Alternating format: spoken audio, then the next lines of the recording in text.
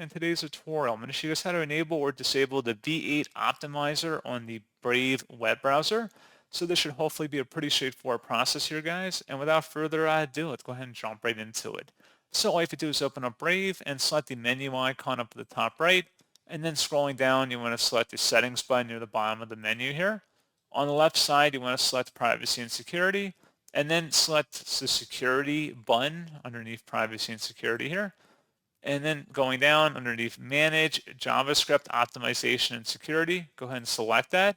And then you can customize the V8 optimized behavior, which is basically just Brave's JavaScript and WebAssembly engine.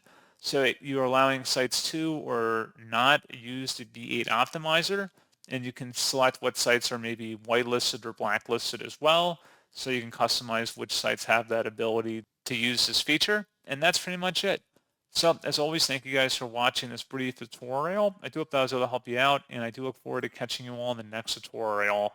Goodbye.